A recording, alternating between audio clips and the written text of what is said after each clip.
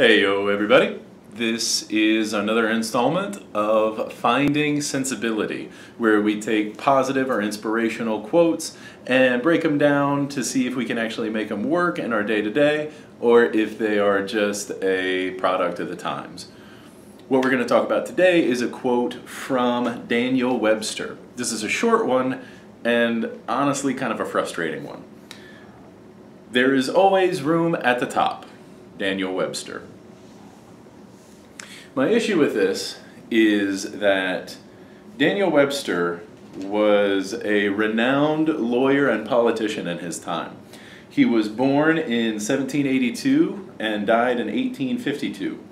During that time, he was a congressman, a senator, and secretary of state, on top of being one of the most highly paid attorneys of his time.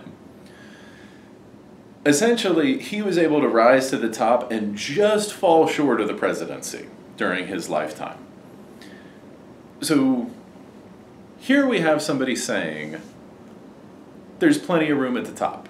It's not a big deal. Once you get here, it's great. Don't even worry about a thing.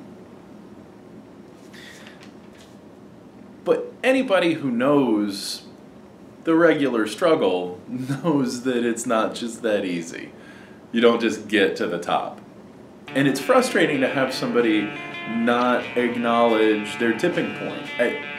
Something happened in this guy's lifetime where there was just one moment that everything started to go his way. And he was able to climb all these ladders and do all of these things. And that's great. I don't want to take away from anybody's success. But don't tell me there's plenty of room at the top when I might not have a good way to get there. I might not have the same tipping point or the same potential for a tipping point.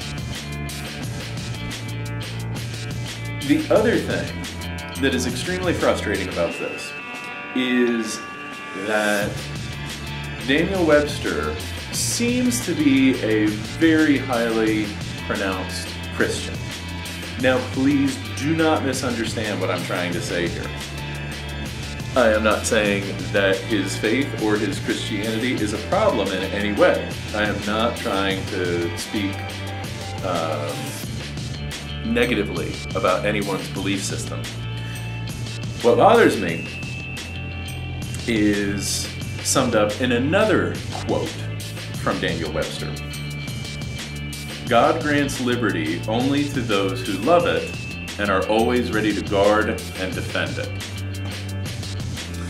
So here, you have the same person saying there is always room at the top and God grants liberty only to those who love it. Ultimately, what it sounds like to me he's saying is that his faith and his God are essentially the reasons he was able to make it where he is. Again, that's fine. I'm not going to take away from that at all. However, if you're going to make that claim, you also have to acknowledge the claim that not everybody is going to be in the same grace of God to make it as far as he did. That's just the way it is.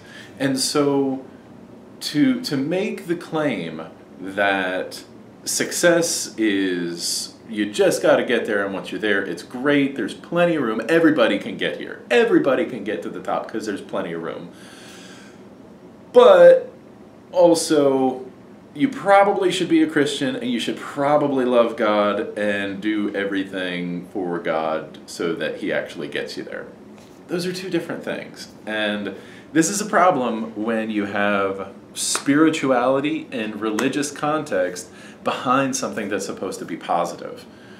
If I don't share the same faith as this person, there is no guarantee that I'm going to arrive at the same place. Again, please don't misunderstand. I am not trying to send anti-Christian or anti-religious messages at all. I'm just saying, if you're going to try to give me a positive message to live my life by, it needs to be better than God is going to be good to you if you believe and love God. And to me, that's kind of what he's saying. So, is there room at the top? Of course there is. But instead of depending on somebody else to define what the top is, do it for yourself. Say what your top of the line is. You define it, you get there, and then you cultivate it while you're there. Don't try to chase somebody else's big top, because it's just going to drive you crazy. Until then, best of luck, stay tuned, and stay real.